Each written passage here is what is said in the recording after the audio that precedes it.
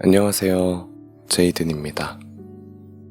일주일 동안 잘 지내셨나요? 저번 주에 이어서 이번 주 월요일에도 대체휴무일이었죠. 아무래도 2주 연속으로 주 4일 근무를 했더니 몸이 한결 가뿐하네요. 그리고 이번에 한글날을 지나면서 책을 읽다 보니까 다시 한번 우리말이 있다는 사실에 감사하게 되는 한 주가 아니었나 싶습니다. 오늘부터 읽어드릴 책은 어떻게 살아야 할지 막막한 너에게 라는 책입니다. 이 책은 우진이라는 작가가 자신의 두 딸에게 삶의 구체적 현실과 경험 등을 편지 형식으로 전달하는 내용이 담겨 있는데요. 요새 회사에서도 보면 신입사원으로 들어오는 MZ세대와 기성세대 간의 대화의 단절, 그런 부분 때문에 조직 문화에 있어서도 좀 이슈가 되고 있더라고요. 인생의 선배로서 기성세대의 충고와 지침 등이 MZ세대에게는 흔히 말하는 꼰대들의 잔소리 정도로 외면받고 있는 게 아닌가 하는 여러 의견들도 있지만, 저는 그 충고와 지침을 전하는 소위 어른들의 전달 방식에 대한 고민들도 필요하지 않을까 싶습니다. 이 책에서 아버지는 두 딸이 고민하고 있는 문제에 대한 경험적인 해법을 단순히 충고하고 이끌어오는 게 아니고, 경험했던 일이 어떠한 상황이었었는지 그런 배경들 혹은 두 딸의 성격이나 성향, 그리고 지금 처한 상황을 충분히 인지하고 이겨나갈 수 있는 방법들을 정겹고 포근하게 전하고 있는데요. 꼭 아버지와 자녀 간의 대화에서뿐만 아니라 다른 사람들과의 대화에서도 이런 식으로 서로에 대한 배려와 이해를 기본으로 대화를 해 나간다면 관계에 있어서도 더 긍정적인 방향으로 흘러가지 않을까 싶습니다. 네, 그럼 지금부터 한 장 한 장 따뜻하게 전해드리겠습니다. 오늘의 밑줄. 비록 우리의 최종 목표는 완벽에 가까워지는 것이지만 세상에는 원래 완벽한 것이란 없단다. 이것을 명심한다면 앞으로 살면서 완벽해지기를 기다리느라 아무것도 완성하지 못하는 실수는 범하지 않게 될 거야.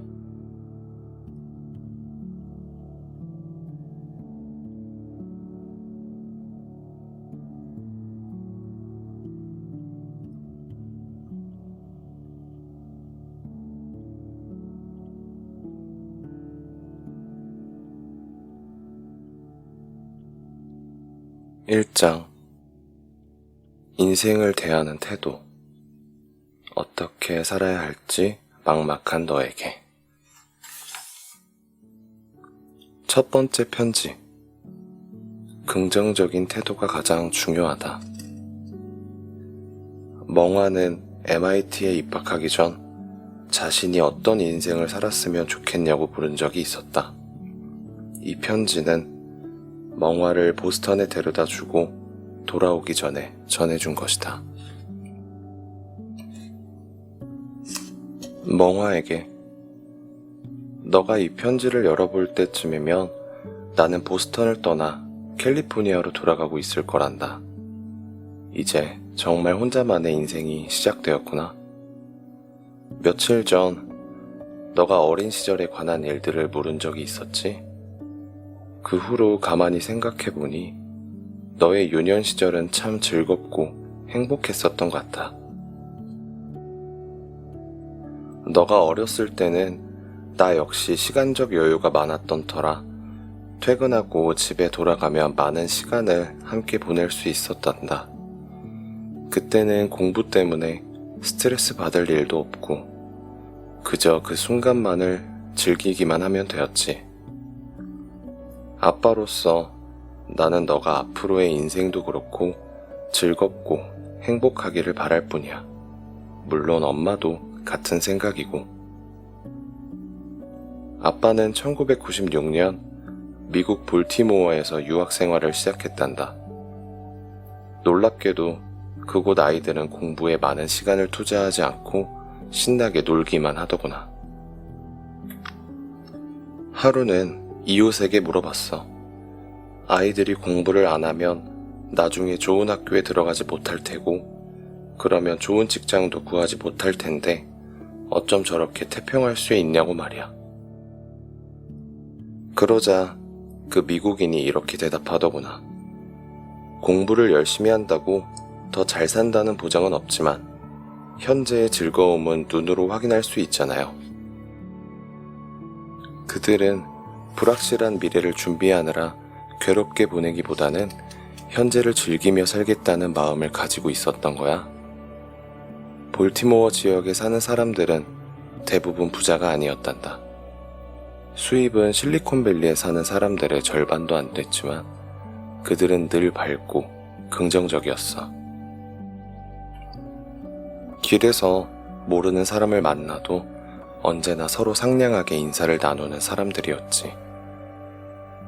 1997년에는 뉴저지 AT&T 근처에 작은 마을에서 여름을 보냈는데 그곳 사람들도 참 친절했단다. 만나는 모든 사람들의 얼굴에서 즐거움과 행복을 느낄 수 있었어. 그런데 나중에 실리콘밸리에 가보니 그곳 사람들은 앞에 두 도시보다 수입이 훨씬 많았는데도 그다지 행복해 보이지 않았단다. 행복하지 않은데 그 많은 돈이 무슨 의미가 있겠니? 아빠는 어렸을 때 가난한 집에서 자랐어. 지금 우리가 사는 수준에 비하면 찢어지게 가난했지. 간식 같은 건 꿈도 못 꿨고 옷은 죄다 낡고 해진 것들 뿐이었단다. 그런데도 힘들거나 불행하다고 느낀 적은 거의 없는 것 같아. 사실 행복과 돈은 크게 상관이 없단다. 행복은 돈보다도 우리가 어떤 태도를 갖느냐에 따라 결정되는 것이지. 아빠가 가난한 환경에도 불구하고 행복한 어린 시절을 보낼 수 있었던 건 가정이 화목했기 때문이야. 당시에는 다들 가난하고 살기 힘든 시절이었어. 그래서 집집마다 갈등과 불화가 끊기지 않았지. 하지만 너의 할머니와 할아버지는 한 번도 우리 앞에서 다투신 적이 없었단다. 집안이 화목했기 때문에 나와 네 작은 아빠는 가난했지만 늘 즐겁고 평온했어. 너희 엄마와도 결혼 후에 절대 아이들 앞에서는 다투는 모습을 보이지 말자고 이야기한 적이 있었단다. 부부 사이의 갈등은 아이들이 보지 않는 곳에서 해결해야 한다고 말이야. 이처럼 즐거움과 행복은 화목하고 평온한 가정에서부터 만들어지는 것이란다. 즐거움은 사람의 타고난 천성이 마음껏 발휘될 때 생겨나기도 해. 아빠가 어렸을 때는 공부에 대한 부담이 지금보다 훨씬 덜했기 때문에 날마다 친구들과 산으로 호수로 놀러 다니기 바빴어. 만약 빽빽한 아파트 단지에 살면서 공부에만 매달렸다면 이런 즐거움은 발견하지 못했을 거야. 물론 주변 환경도 중요하지. 예전에는 오늘날처럼 소셜 네트워크가 발달되지 않았지만 사람들 사이의 교류는 지금보다 훨씬 활발했어. 사람은 혼자서는 절대 행복해질 수 없는 법이란다. 좋은 사람들을 곁에 두고 진정한 친구를 사귀는 것도 행복의 큰 조건이야. 마지막으로 가장 중요한 건 우리 마음이야. 마음이 너그러운 사람은 남들보다 훨씬 행복하단다. 남들과 비교하기도 좋아하고 이기적인 사람은 절대 행복해질 수 없어. 그들은 아무리 좋은 일이 생겨도 그것이 누군가의 음모가 아닌지 의심부터 하거든. 간디의 삶의 대부분을 감옥이나 가난한 시골 마을에서 보냈지만 마음은 늘 평온하고 행복했다고 해. 그러니 아무리 열악한 환경에서도 마음을 잘 다스린다면 충분히 행복할 수 있을 거야. 지위가 높고 임무가 막중한 사람일수록 마음을 잘 다스려야만 진정한 행복을 찾을 수 있단다. 사람은 누구나 행복하게 살기를 바래. 어떤 사람은 돈으로 행복을 살 수 있을 거라고 생각하지만 돈으로 누릴 수 있는 행복은 아주 제한적이란다. 돈은 특정 수준을 넘어서면 그저 종이 위에 찍힌 숫자에 불과해. 생각해보렴. 돈이 차고 넘칠 정도로 많지만 매일 주변 사람들을 의심하느라 아무것도 하지 못하는 사람과 돈은 별로 없지만 하고 싶은 대로 무엇이든 할 수 있는 사람. 그 중에 누가 더 행복하겠니? 아빠는 스스로 행복한 사람이라고 생각한단다. 이런 생각을 할 수 있는 건 그동안 다음과 같은 4가지 노력을 기울여 왔기 때문이야. 첫 번째는 배움을 게을리하지 않았다는 거야. 시대의 흐름에 맞춰 새로운 지식을 쌓고 세상이 어떻게 발전하고 있는지 이해하는 것은 아주 즐거운 일이란다. 너희들에게 공부는 평생 해야 하는 것이라고 강조하는 이유도 바로 이 때문이야. 두 번째는 꿈을 갖고 그것을 이루기 위해 노력했다는 거야. 꿈이 없으면 행복을 논할 수 없단다. 또 꿈은 있지만 아무 행동도 하지 않으면 스스로에게 계속 실망하고 괴로워지지. 그러니 꿈을 가졌다면 반드시 그 꿈을 이루기 위해 행동해야 해. 세 번째는 사람들과 어울리며 언제나 상대방을 존중하고 포용하는 자세를 가졌다는 거야. 아빠는 살면서 되도록 다툼을 피하려고 노력했어. 다툼이 전혀 없을 수는 없지만 다툼을 줄이는 노력은 충분히 할 수 있지. 사람들과 잘 어울리려면 자기만 잘났다는 식으로 남을 깔보는 태도는 반드시 경계해야 한단다. 네 번째는 인생을 조금 더 멀리 보는 거야. 아직은 이 말이 무슨 뜻인지 잘 모르겠지만 아빠처럼 나이가 들면 이해할 수 있게 될 거란다. 며칠 전 너가 앞으로 어떤 인생을 살았으면 좋겠냐고 내게 물었지? 아빠는 우선 너가 학교 생활을 마음껏 즐겼으면 좋겠구나. 좋은 성적을 받는 것보다 너의 인생을 즐기는 것이 우선이라는 걸 기억하렴. 그리고 무엇보다 살면서 어떤 일을 겪든 긍정적인 마음가짐을 잃지 말고 즐겁게 살길 바란다. 아빠가. 두 번째 편지.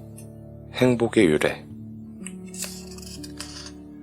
똑같은 책을 함께 읽는 것은 우리 부부가 두 딸과 소통하는 방법 중 하나다.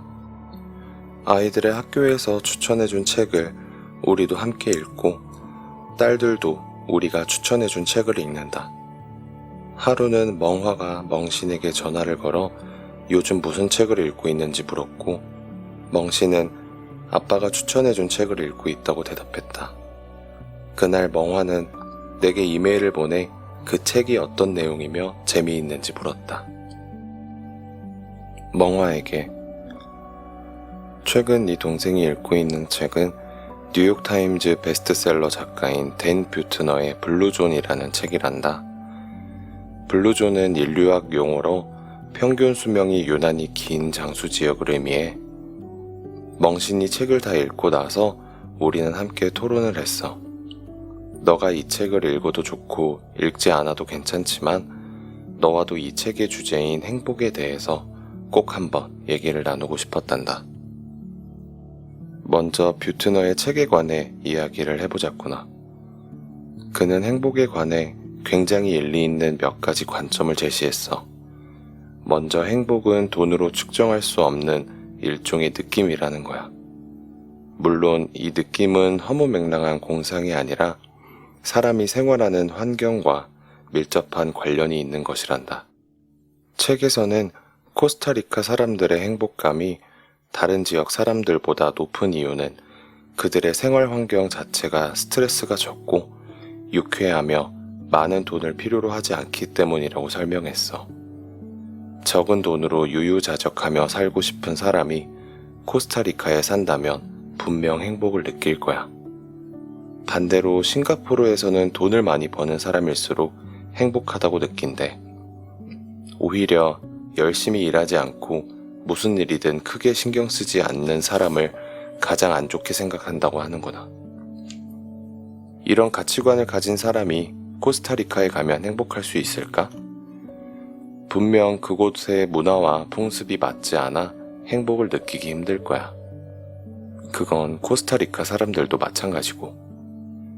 여기까지 쓰고 보니 너가 MIT를 선택하기를 잘했다는 생각이 드는구나. MIT에는 너와 비슷한 친구들이 많으니 아주 잘 맞을 거야. 하지만 만약 너가 컬럼비아 대학교를 선택했다면 학업에 대한 부담은 적었을지 몰라도 지금만큼 학교 생활이 즐겁지는 않았겠지. 컬럼비아 대학교는 그동안 수많은 정치 리더를 배출해온 만큼 학생 대부분이 훌륭한 리더를 꿈꿀 텐데 넌 그런 경쟁을 좋아하지 않잖니. 다시 책 이야기로 돌아오면 뷰트너는 행복하기 위해서는 기본적인 보장이 필요하다고 말했어. 그는 행복지수가 특별히 높은 나라로 코스타리카, 덴마크, 싱가포르를 꼽았어. 세 나라는 정치 제도도 서로 달라. 코스타리카와 덴마크는 사회주의 색채를 띠고 있고 싱가포르는 전형적인 자본주의 국가로 개인의 노력을 중시하지. 하지만 한 가지 중요한 공통점이 있어. 그건 바로 사회보장제도가 탄탄하다는 거야. 그래서 생계에 대한 큰 걱정 없이 자신의 이상을 추구하며 살 수 있는 거란다. 지금까지 뷰트너의 관점에 대해 이야기했으니 이제 아빠의 생각을 이야기해볼게. 행복에 관한 아빠의 생각은 크게 두 가지야. 먼저 지구상의 모든 생명체는 본능적으로 종족 번식을 한단다. 행복을 연구하는 학자들은 이것이 행복의 원천이라고 해. 이는 남녀 간의 사랑이나 부와 명예가 가져오는 행복보다 훨씬 오래도록 유지되는 행복이지. 사람도 다른 생명체들과 마찬가지로 유전자 계승에 대한 사명을 지니고 있고, 그래서 자신의 생명이 유전자를 통해 세대를 거듭하며 계속 이어지는 것을 보면 자기도 모르게 행복을 느낀단다. 그러나 이런 행복은 어느 동물이나 느끼는 것이고 사람은 더 높은 차원의 행복을 추구해. 그것은 바로 자신의 존재와 행위를 통해 이 세상에 발자취를 남길 때의 행복이야. 우리는 자기 말이나 행동이 세상에 긍정적인 영향을 주었다는 사실을 알게 되었을 때 진정한 즐거움을 느낄 수 있어. 인생은 한 줄기 강과 같단다. 강물의 양은 강의 길이와 너비, 그리고 깊이라는 세 가지 요소로 결정돼. 한 사람의 영향력 또한 마찬가지란다. 현재 많은 사람에게 큰 영향을 미친다고 해도 오래도록 영향력 있는 사람으로 남는다는 보장이 없고, 긴 강줄기처럼 미미하지만 오랫동안 영향력을 발휘하는 사람도 있단다. 둘 중 어떤 강의 물이 더 많은지는 정확히 알 수 없지만 나는 후자의 강을 더 선호한단다. 아무리 오랜 시간이 흘러도 끊기지 않고 굽이굽이 흘러가기 때문이야. 모차르트는 이미 2세기 전에 세상을 떠났지만 여전히 세계 곳곳에 많은 사람들이 그의 고향인 잘츠부르크를 찾는단다. 베토벤, 미켈란젤로, 뉴턴도 마찬가지야. 아빠가 종사하고 있는 컴퓨터 공학 분야에서는 앨런 튜링이나 존 폰 노이만 같은 인물이 여기에 해당하겠구나. 물론 누구나 이렇게 위대한 인물이 될 수 있는 것은 아니지만 그래도 상관없단다. 세상에 조금이라도 긍정적인 영향을 줄 수 있다면 그것만으로도 큰 행복을 느낄 수 있으니 말이야. 2012년에 아빠가 2년 동안 떠나 있었던 구글로 다시 돌아왔을 때 비록 많은 것들이 변해 있었지만 우리가 만들었던 일부 코드는 약간의 수정을 거쳐 여전히 많은 프로젝트에 사용되고 있었단다. 그때 아빠는 굉장히 큰 행복을 느꼈어. 그것은 회사에서 아무리 큰 돈을 준대도 느낄 수 없는 행복이었지. 모든 사람이 생전에 자신이 이룬 업적의 영향력을 확인할 수 있는 것은 아니야. 뉴턴과 베토벤은 비록 자손을 남기지는 못했지만 사는 동안 자신의 업적과 영향력을 직접 보고 들을 수 있었으니 비교적 행복한 삶을 살았을 거야. 하지만 대부분의 사람은 업적을 이뤄도 살아생전에 빛을 발휘하지 못할 뿐더러 영원히 눈에 띄지 않기도 한단다. 그럼에도 그들이 성과를 내는 건 세상에 아주 작은 아름다움이라도 남길 수 있으리라는 믿음 때문이야. 모차르트가 생전에 매일 곡을 쓰고 음악을 연주한 것도 바로 이 때문이지. 그는 자신이 후대의 위대한 음악가라는 칭호를 받을 줄도 몰랐고 그러한 칭호를 중요하게 생각지도 않았어. 그에게 중요한 일은 오직 아름다운 음악을 작곡해 사람들에게 들려주는 것이었지. 바로 이러한 마음가짐이 모차르트라는 위대한 인물을 만든 거야. 지난번에 왜 미국인들은 부자가 아닌 사람들도 대학에 많은 돈을 기부하냐고 물었지?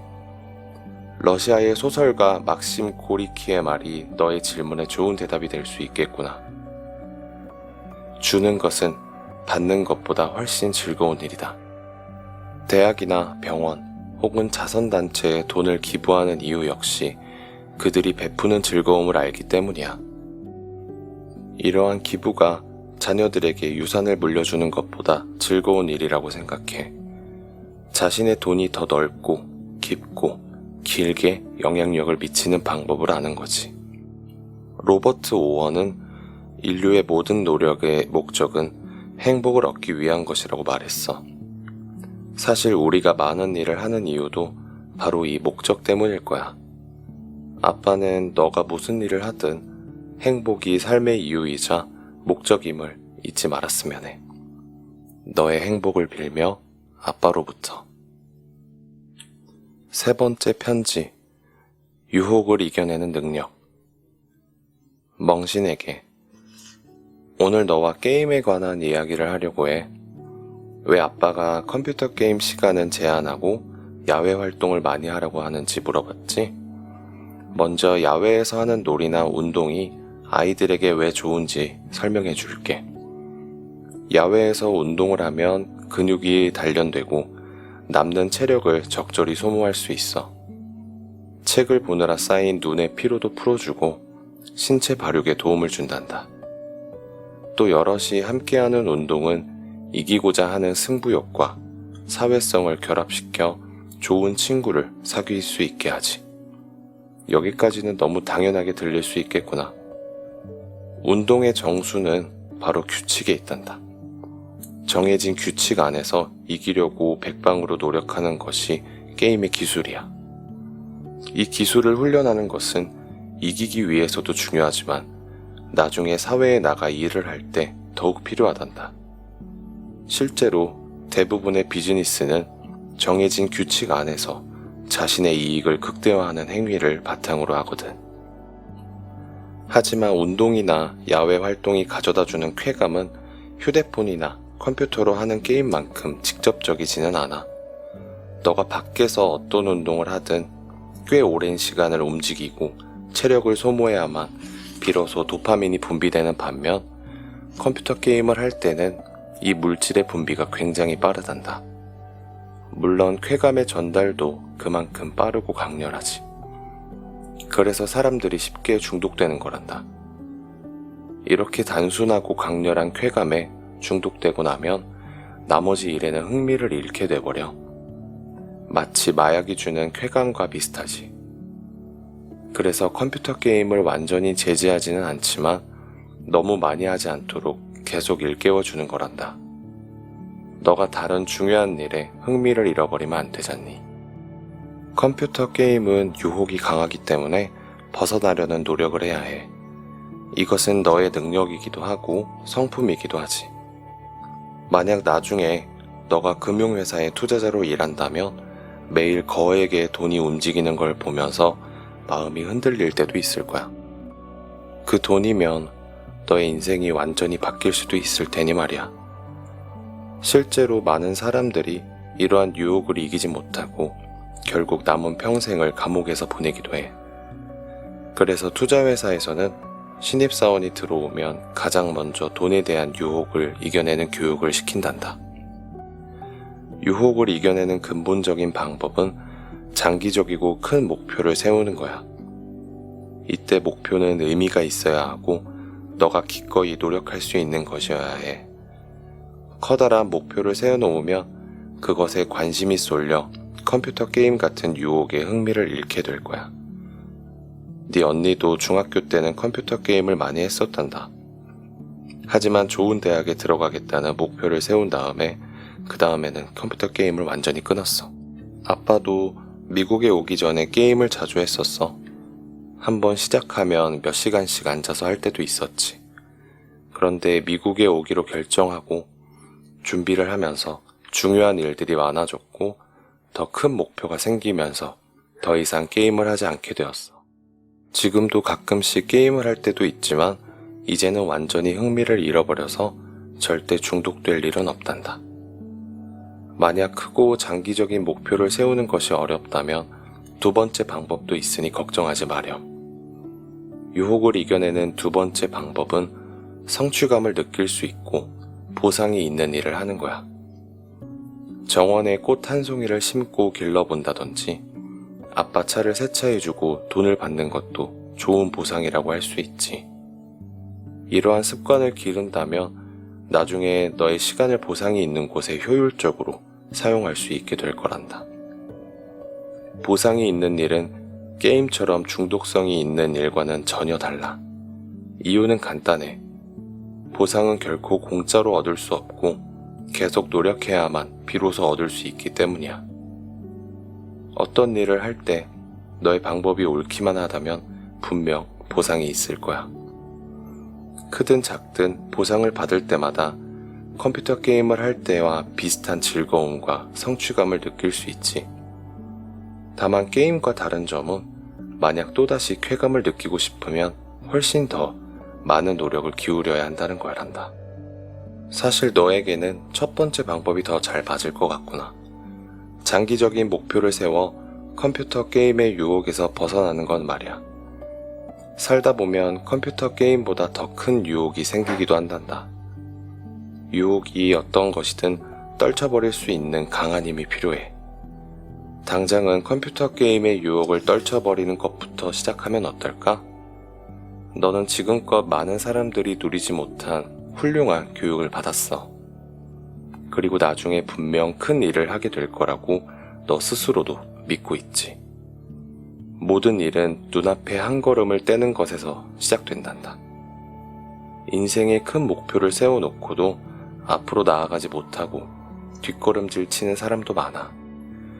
아빠는 너가 좋은 습관을 만들어 언제나 침착한 태도로 너의 꿈을 조금씩 실현해 나갔으면 좋겠구나.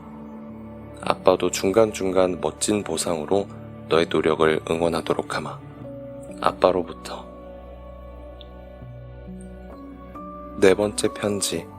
성공은 성공의 어머니. 이 편지는 중국 출장 중에 멍신과 통화를 하고 난 뒤 쓴 편지다. 전화통화에서 멍신은 최근 공부할 내용이 많아 바쁜데 과외활동까지 하려니 정신이 없다고 말했다. 그래서 과외활동 몇 가지를 그만두고 싶은데 어떤 것을 그만두는 것이 좋겠냐며 내게 물었다. 나는 곧바로 내 의견을 이야기하지 않고 조금 더 생각해보고 알려주겠다고 대답했다. 멍신에게 아빠는 중국에서 잘 지내고 있단다. 다만 너와 테니스를 치지 못해서 아쉬울 따름이구나. 그동안 아빠와 연습했던 실력이 녹슬지 않게 주말에라도 엄마와 부지런히 치고 있으렴. 이번 학기에는 공부할 내용이 많아 시간이 많이 부족하겠구나. 너의 말대로 과외활동 몇 가지를 그만두는 것이 좋을 것 같네. 우리가 통화할 때 넌 피아노 수업을 그만하고 싶다고 말했었지? 피아노에 큰 흥미도 없고 아무래도 타고난 재능이 없는 것 같다면서 말이야. 하지만 아빠는 차라리 이제 막 배우기 시작한 컴퓨터를 그만두고 피아노는 계속했으면 해. 흥미 이야기를 했는데 넌 사실 음악에 흥미가 많은 아이야. 5살 무렵부터 의젓하게 앉아 음악회를 끝까지 보던 아이였지. 어린아이가 2시간 가까이 되는 음악회를 처음부터 끝까지 얌전히 앉아서 보는 건 결코 쉬운 일이 아니란다. 그 후로도 샌프란시스코에서 좋은 음악회나 발레 공연이 열린다고 하면 넌 언제나 직접 가서 보고 싶다고 했었어. 그렇게 세계 여러 거장들의 공연을 접하면서 음악에 대한 감별 영역도 점점 향상되었지. 최근 1년 넘게 오페라를 공부하면서 큰 흥미를 보이기도 했잖니. 게다가 어느 정도 재능도 타고났단다. 너가 최근 피아노 연습에 흥미가 떨어지고 그만두고 싶다고 말하는 건 아무래도 다른 원인이 있는 것 같구나. 아빠 생각에는 너가 피아노 연습, 특히 기본기를 반복해서 연습하는 것에 질린 것 같아. 피아노 연주가 지겨운 게 아니라 선생님이 내주는 연습 숙제가 지겨운 거 아닐까? 선생님이 기본기 연습을 계속 시키는 이유는 너가 앞으로 더 어렵고 복잡한 곡을 연주할 수 있도록 하기 위해서란다. 기본기 연습만 충실해도 피아노 실력을 몇 단계는 끌어올릴 수 있거든. 사실 아주 소수를 제외하고는 피아노 연습을 자발적으로 하고 싶어하는 사람은 없어. 대부분 반복되는 연습이 지겹지만 꼭 참고 하는 거란다. 그러니 너가 피아노와 잘 맞지 않는다고 생각하지는 않았으면 좋겠구나. 두 번째는 컴퓨터처럼 한 달만 해도 성과가 보이는 과목과는 달리 피아노는 몇 달을 연습해도 실력이 느는 것이 금방 눈에 띄지 않아. 사람들은 매일 발전하는 모습을 눈으로 확인하며 동력을 얻는데 이처럼 결과를 금방 확인할 수 없는 일을 만나면 쉽게 인내심을 잃게 돼. 너뿐만 아니라 아빠도 그랬고 누구나 그렇다는 사실을 기억하길 바래. 물론 너가 피아노를 그만두고 싶은 또 다른 이유가 있을 수도 있겠지만 그렇다면 언제든 아빠한테 이야기해 주렴. 오늘은 우선 이 두 가지 이유에 대해서만 이야기하마. 아빠가 추측한 이유가 맞다면 너는 지금 누구나 직면할 수 있는 문제에 부딪힌 거야. 이럴 때 너가 선택할 수 있는 방법은 두 가지란다.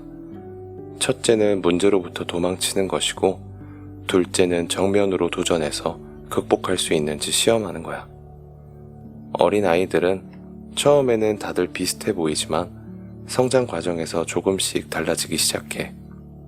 문제에 직면했을 때 어떤 아이는 스스로의 힘으로든 누군가의 도움을 받아서든 문제를 해결하고 앞으로 나아가고 어떤 아이는 뒷걸음질 치거나 제자리에 머물러 있지. 사실 이런 일들은 매일 일어나고 있어. 어떤 태도로 문제를 대하냐에 따라 결과는 달라지고 달라진 결과가 쌓여 차이를 만드는 거란다. 아빠가 너에게 피아노를 계속 하도록 권하는 것은 피아노 실력을 더 높이기 위함도 있지만 이러한 과정을 통해 너 자신에게 도전하는 법을 배웠으면 하는 마음에서야. 별로 내키지 않는 일이나 어쩔 수 없이 해야 하는 일들도 해보면서 말이야. 그렇게 시간이 흐르다 보면 어느새 그런 일들도 목적을 갖고 자발적으로 하게 되는 날이 온단다. 너는 이미 피아노 연주 능력 시험에서 레벨 8까지 통과했으니 2년 정도만 더 한다면 레벨 10까지 통과할 수 있을 거야. 그 정도면 취미로 피아노를 배우는 사람 치고는 꽤 괜찮은 결과이고 9년 동안의 노력으로 한 가지 큰 일을 이루는 셈이기도 해. 젊은 사람들은 이처럼 작은 일들을 완성하고 성공하는 과정에서 성공의 방법을 터득한단다. 어떤 일이든 실패를 통해 교훈을 얻을 수도 있지만 그 다음번 도전에서도 성공을 눈앞에 두고 또다시 실패할 가능성이 있어. 한번 성공해 봐야만 두 번째, 세 번째에도 쉽게 성공할 수 있는 법이란다. 그러니 실패가 성공의 어머니가 아니라 성공이 성공의 어머니인 셈이지. 아빠가 처음 베이징에 있는 샹샨의 샹루봉에 오른 건 지금의 너보다 1살 어렸을 때였어. 정상은 해발 500m 지점에 있는데 400m쯤 올라갔을 때 너무 힘들고 배가 고파서 포기하고 내려가고 싶었단다. 그때 지나가던 한 어르신이 말했어. 조금만 더 힘내렴. 승리가 바로 코앞이란다. 만약 지금 포기하면 아주 오랫동안 후회하게 될 거야. 그 말을 듣고 다시 천천히 산을 오르기 시작했어. 그리고 마침내 정상에 오를 수 있었지. 사실 대단한 일은 아니었지만 정상에 오른 그 순간 말로 다 형용할 수 없는 뿌듯함이 밀려왔어. 그리고 그 이후 아빠는 시간이 아무리 오래 걸려도 어떤 산이든 오를 수 있게 되었단다. 너도 피아노를 통해 너의 앞에 놓인 문제를 극복하는 경험을 해보면 좋을 것 같구나. 마지막으로 피아노를 계속하길 바라는 중요한 이유는 너의 즐거움을 위해서란다. 우리 가족은 매년 음악회에 가기 위해 많은 돈과 시간을 투자하고 있고 높은 수준의 음악 공연들을 즐기고 있잖니. 이러한 생활을 제대로 즐기려면 너 자신이 반드시 악기를 연주하거나 노래를 부를 수 있어야 해. 어떤 부모들은 아이가 콩쿠르에 나가 상을 받거나 오케스트라에 들어가는 등 대학 입학에 도움이 되는 스펙을 쌓게 하려고 어려서부터 악기를 가르치기도 해. 물론 이러한 방법이 어떤 면에서는 도움이 될지 모르겠지만 음악을 배우는 진정한 목적과는 거리가 멀어. 우리가 악기를 배우는 목적은 온전히 자신의 즐거움과 음악적 소양을 높이기 위해서야. 그 외에 다른 목적으로 너에게 악기를 배우도록 하지는 않을 거란다.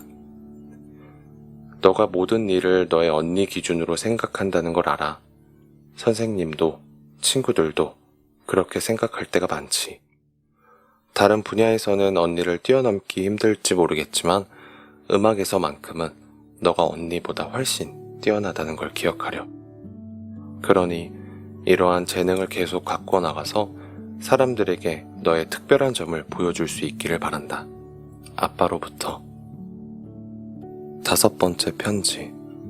최선의 적은 최고다. 멍화의 친구가 학교 동아리에서 몇 가지 안건을 가지고 회의를 하는데 모든 사람이 만족할 수 있는 방안을 찾지 못해 계속 결정을 미루고 있다는 이야기를 들었다. 멍화가 이 이야기를 했을 당시에는 자세히 이야기를 나눌 기회가 없었는데 최근 계기가 될 만한 사건이 생겼다. 멍화에게 너도 뉴스를 봤다면 알겠지만 어제 플로리다의 한 고등학교에서 총기 난사 사고가 일어나 17명이 사망하는 비극이 생겼어. 그래서 부디 너도 안전에 각별한 주의를 기울이라는 말을 전하기 위해 이 편지를 쓴다. 만약 밤늦게 기숙사로 돌아가야 한다면 되도록 친구와 동행하고 다른 사람의 얼굴을 마주보는 방향으로 걸어가도록 하렴. 이 방법은 아빠가 존스 홉킨스 대학교에서 공부할 때 교내 경찰이 알려준 팁이었어. 그 밖에 사람이 많은 곳에서는 특히 더 조심하고 교내에서 무슨 일이 생기면 언제든 교내 경찰에게 도움을 청하렴. 너가 아빠의 이런 잔소리를 싫어하는 걸 알기에 오늘은 이쯤에서 그만하고 다른 이야기로 넘어가도록 하자꾸나. 너가 예전에 왜 미국은 총기 소지를 규제하거나 금지하지 않냐고 물은 적이 있었지? 이 문제에 대해 간단히 설명하자면 미국 헌법 제2조 수정안에서 총기 금지를 매우 어렵게 만들어 놓았단다. 그동안 총기를 규제하려는 시도가 없었던 것은 아니야. 하지만 매번 황당한 이유로 무산이 되어버렸지. 2016년 말 미국에서는 총기를 제한하는 법안이 통과될 뻔한 기회가 있었어. 그해 미국에서는 총기 사고가 정말 많이 일어났단다. 시카고에서만 한 해 동안 무려 3,550건의 총기 사고가 발생해서 762명이 죽고 4,331명이 부상을 입었어.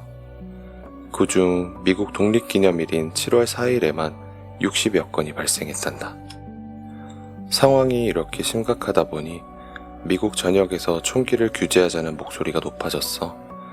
한때 무조건 총기 소지 자유를 주장했던 총기 협회조차 총기의 조건부 소지를 지지할 정도였지. 미국의 양 당에서는 총기 규제에 관한 법안을 내놓았어.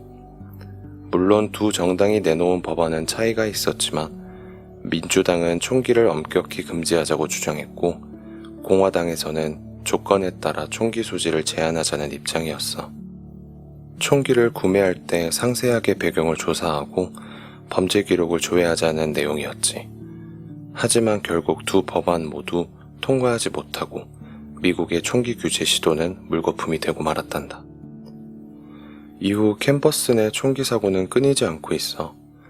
과연 그때 총기 규제 법안에 반대표를 던진 사람들은 이 사건들을 보면서 죄책감을 느끼고 있을까 모르겠구나.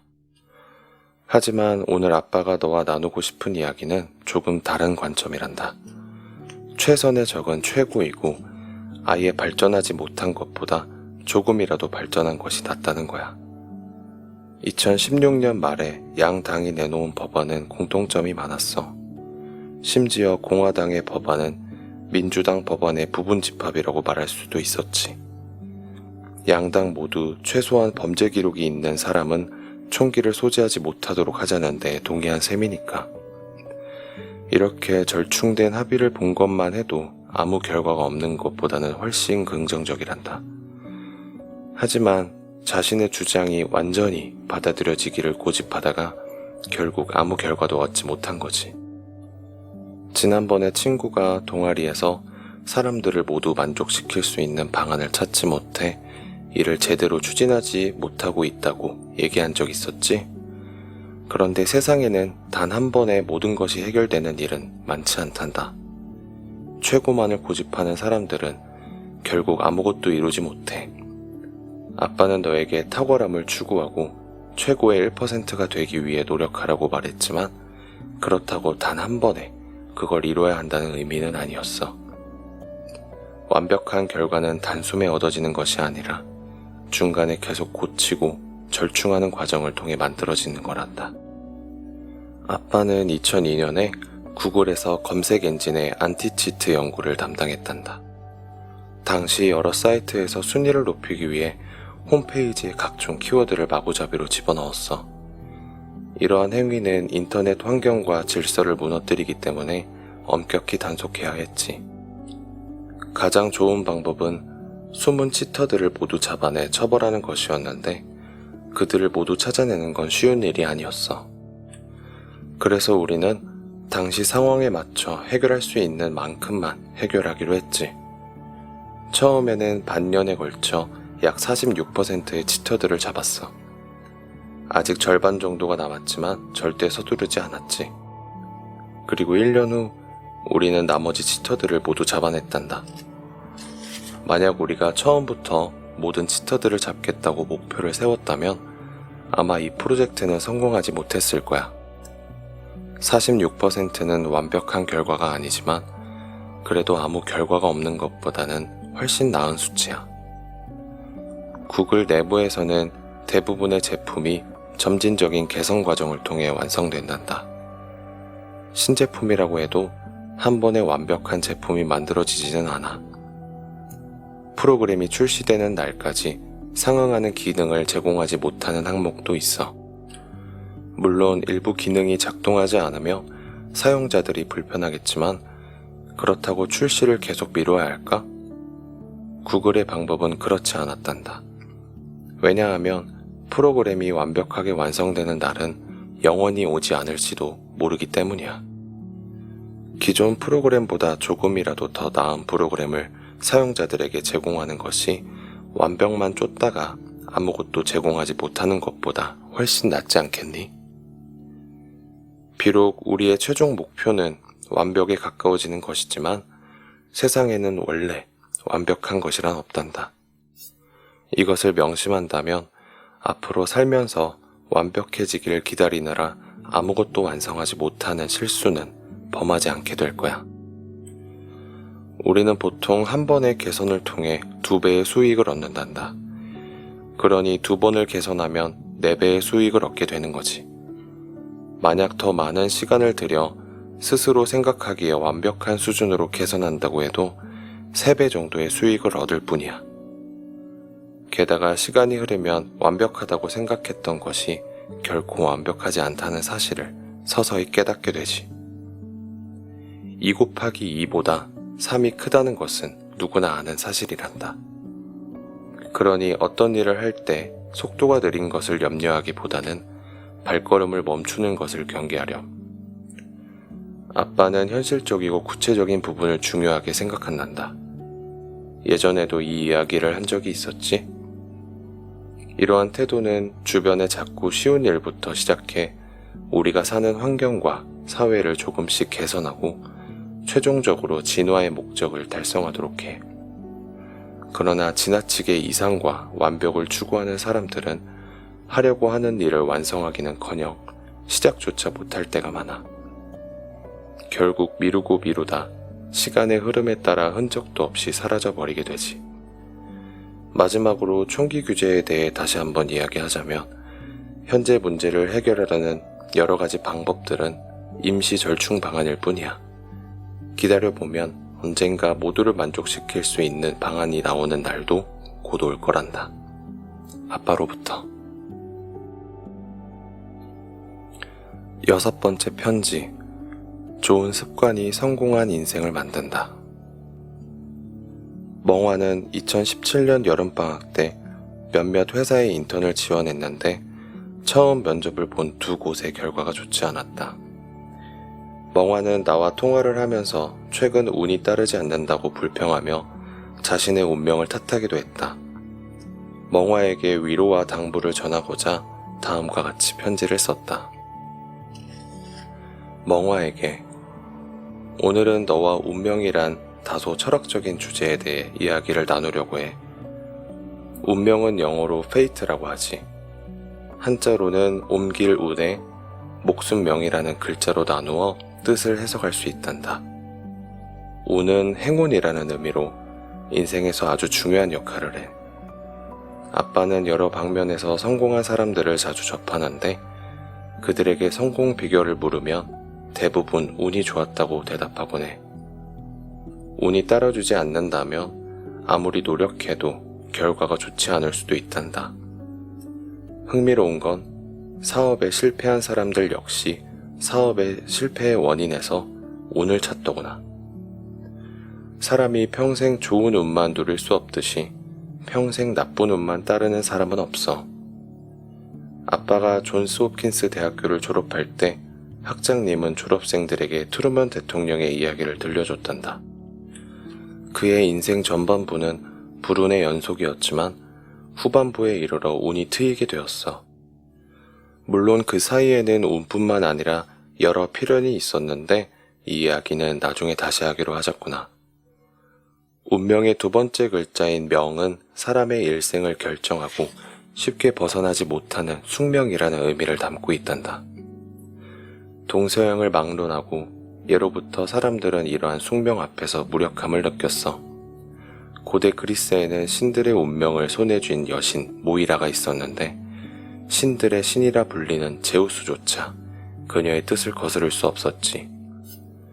우리가 잘 알고 있는 공자도 사람이 일정한 나이가 되면 자신의 운명을 깨닫고 운명에 위배되는 일을 하지 않게 된다 라고 말했단다. 그렇다면 사람의 운명은 무엇으로 결정될까? 생물학을 연구하는 사람들은 분명 유전자가 운명을 결정한다고 이야기할 거야. 이것은 결코 틀린 말이 아니란다. 왜냐하면 유전자의 힘은 우리가 상상하는 것 이상으로 크거든. 그러나 사람은 사회적 동물이고 생물학적 유전자 외에 운명을 결정하는 또 다른 유전자가 존재한단다. 이 유전자는 인생 초기에 형성되어 한 사람의 최종 운명을 결정지어. 영국의 수상이었던 마가렛 대처는 이러한 유전자를 정확히 간파한 인물이었어. 그녀는 이런 말을 남겼단다. 생각을 조심하라. 그것은 곧 너의 말이 된다. 말을 조심하라. 그것은 곧 너의 행동이 된다. 행동을 조심하라. 그것은 곧 너의 습관이 된다. 습관을 조심하라. 그것은 곧 너의 인격이 된다. 인격을 조심하라. 그것은 곧 너의 운명이 된다. 어려서부터 몸에 밴 여러 습관들이 결국 우리 운명을 결정하게 된단다.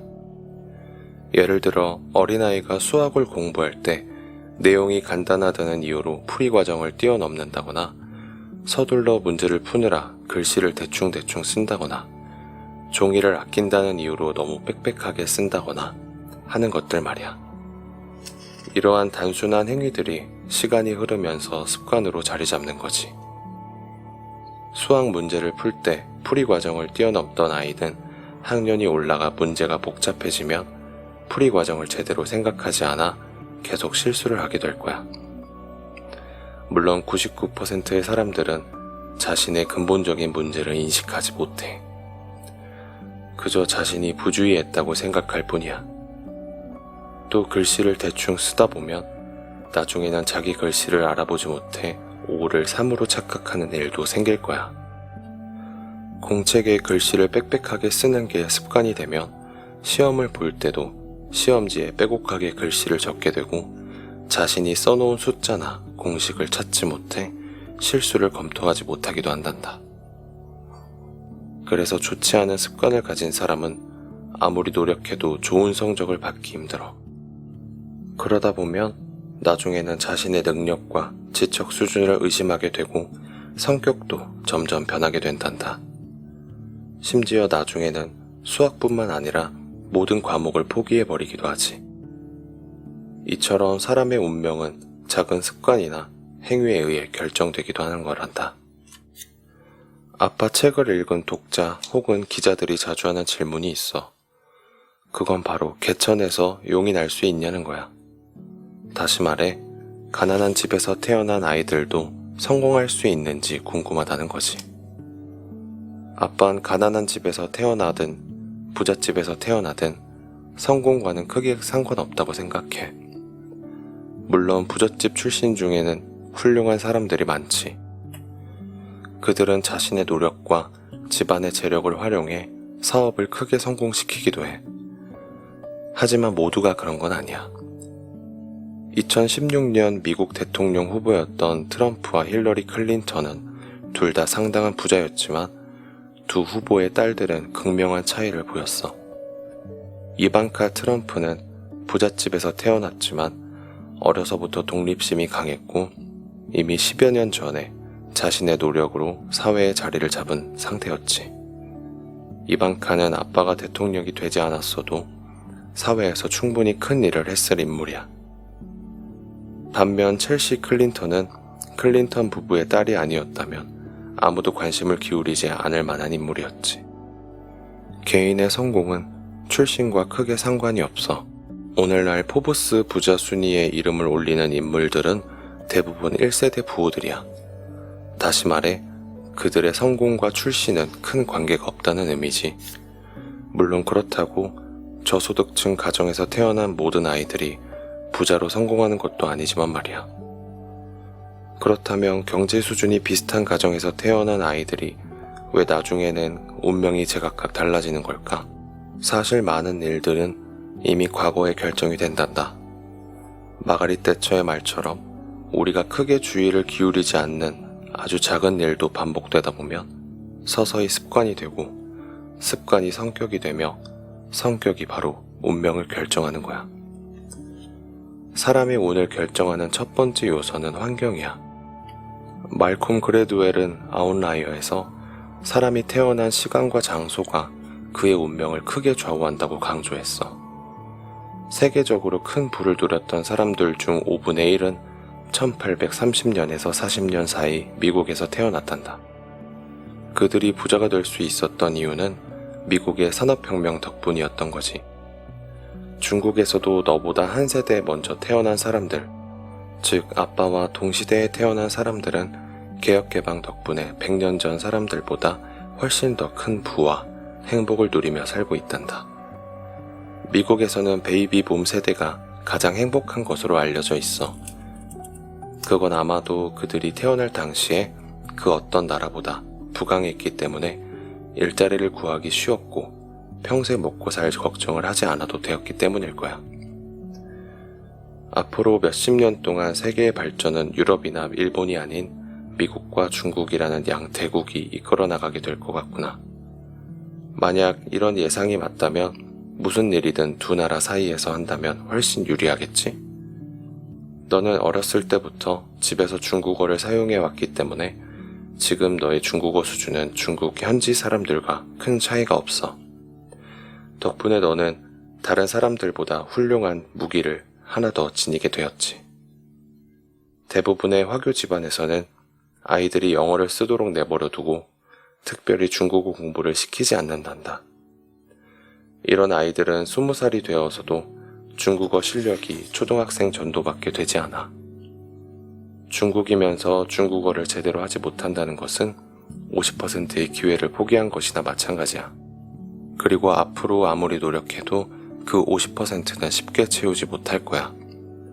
그러니 너도 중국어 공부를 게을리 하지 말거라. 개인의 운명을 결정하는 두 번째 요소는 바로 그 사람의 손 안에 있고 그것은 어렸을 때 이미 정해진단다. 아빠가 친구와 우스갯소리로 자주 하는 이야기가 있는데 어렸을 적 뺨을 맞았을 때 반응을 보며 그 사람의 운명을 알 수 있다는 거야. 사람이 뺨을 맞았을 때 보이는 반응은 세 가지야. 첫 번째는 때린 사람의 뺨을 똑같이 때리는 것이고, 두 번째는 아무 말 없이 얼굴을 부여잡고 떠나는 것이고, 세 번째는 뺨을 맞은 이유를 냉정히 분석해보는 거야. 만약 정말로 뺨을 맞을 짓을 했다면 반성하고 교훈을 얻어야 하고, 상대방이 아무 이유 없이 때린 거라면 경찰 혹은 그의 부모를 불러 교육시켜야 해. 물론 당장 아무런 조치도 취하지 않고 나중을 기억하는 사람도 있을 수 있지. 우리는 인생을 살면서 끊임없는 고난과 시련에 부딪힌단다. 이건 마치 누군가에게 계속해서 뺨을 맞는 것과 같아. 그런데 냉혹한 현실에 뺨을 맞았을 때 어떤 태도를 보이고 어떻게 처리하는가에 따라 우리 운명이 결정돼. 예를 들어 시험을 망쳤다면 어떻게 할까? 첫 번째 방법은 시험지를 마구 찢어버리는 거야. 심지어 옆 친구의 것까지 말이야. 이건 상대방의 뺨을 똑같이 때리는 것과 마찬가지야. 두 번째 방법은 아예 공부를 포기해버리는 거야. 아무 말 없이 얼굴을 부여잡고 떠나는 것과 같지. 세 번째 방법은 원인을 분석하는 거야. 내가 더 노력해야 하는 건지, 선생님이 점수를 잘못 주신 건지 등을 말이야. 그런 다음 원인에 따라 개선 방법을 찾아 실행하는 거지. 사람이 일생 동안 뺨을 맞는 상황과 원인은 모두 다르지만 그것에 대처하는 방법은 놀라우리만큼 비슷하단다. 상대방에게 똑같이 되갚아주는 사람은 평생을 그렇게 할 거야. 그러다가 엄청난 상대를 만나는 날에는 뺨을 맞다가 죽을 수도 있겠지. 또 어떤 사람들은 차별이나 무시를 당하거나 회사에서 승진이 계속 밀려도 자신의 권리를 주장하지 않고 상황을 그대로 받아들이곤 해. 이건 뺨을 맞고도 가만히 물러서는 것과 같아. 그런 무시를 받고 집에 돌아와 자신의 스트레스를 힘없는 아이들에게 풀기도 하지. 아빠 엄마처럼 무시당하면서 살지 말고 너희들은 공부 열심히 해서 반드시 아이비리그에 들어가야 해. 하지만 자신의 권리를 제대로 주장하지 않으면 아이가 아무리 공부를 잘한들 공평한 기회를 얻지 못한단다. 아마 대학 입학 과정에서도 차별을 당하게 될 거야. 그래서 아시아인으로서 공평한 대우를 받고 싶다면 자기 자신부터 정치에 적극적으로 참여하고 AA 정책에 반대하고 선거 때 AA 정책을 지지하는 정치인을 뽑지 않아야 한단다. 물론 아주 오랜 시간이 걸릴지 모르겠지만 반드시 나 자신부터 행동으로 보여줘야 해. 행동이 운명을 결정하니까. 그런데 많은 사람들이 자신의 문제는 회피한 채 자식에게만 이를 강요하고 있단다. 아빠는 지난번에 너가 동생을 데리고 보스턴에 다녀오면서 동생이 마땅히 받았어야 할 좌석 승급을 받지 못했다며 항공사에 직접 따지러 갔던 일을 아주 기쁘게 생각한단다. 넌 뺨을 맞았지만 그 후에 아주 잘 대처한 셈이야. 너의 그러한 행동이 좋은 습관과 운명을 만드는 거란다.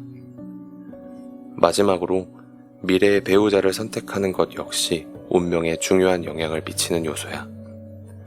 중국에는 아름답고 재주 많은 린휘인이라는 연인이 있었어. 그녀는 베트남전 기념비를 설계한 건축가 마야 린의 고모이기도 해. 린휘인은 줄곧 훌륭한 남자들과 교제를 하다가 나중에 중국 근대 건축가인 량스천과 결혼을 했단다. 결혼 후 그들의 집은 최고의 엘리트들이 모이는 장소가 되었고 린 휘인도 많은 영향을 받게 되었지. 그녀는 중국의 국가 문장을 디자인하고 베이징 도시기획자로 이름을 남기기도 했어.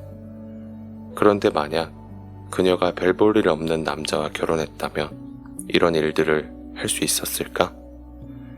그건 그 남자 때문이기도 하지만 그와 어울리는 별 볼 일 없는 친구들의 영향도 있을 거야. 반면 후인멍은 1970에서 80년대 대만에서 큰 인기를 끌었던 여자 연예인이었는데 리아오라는 거칠고 반항적인 남자와 결혼을 했어. 하지만 결혼한 지 얼마 되지 않아 두 사람은 이혼을 했지. 이혼 후에도 리아오는 후인멍에 대한 안 좋은 이야기를 하고 다녔다고 하더구나. 나중에 후인멍은 그와의 결혼 생활을 회상하며 지질한 남자 하나 때문에 40년을 고생했다고 고백했어. 인생에서 40년이란 시간은 얼마나 긴 시간이니? 운명에 관한 이야기는 정말 끝도 없을 것 같아. 이 편지의 내용이 너에게 생각할 거리를 남겼으면 좋겠구나. 너는 지금 정말 좋은 시대를 살고 있어. 무슨 일이든 시작할 때부터 좋은 습관을 기르고 좋은 성격을 만들고 좋은 사람을 사귄다면 운명의 여신이 너를 어여삐 여길 거란다. 행운이 가득하기를 빌며 아빠로부터.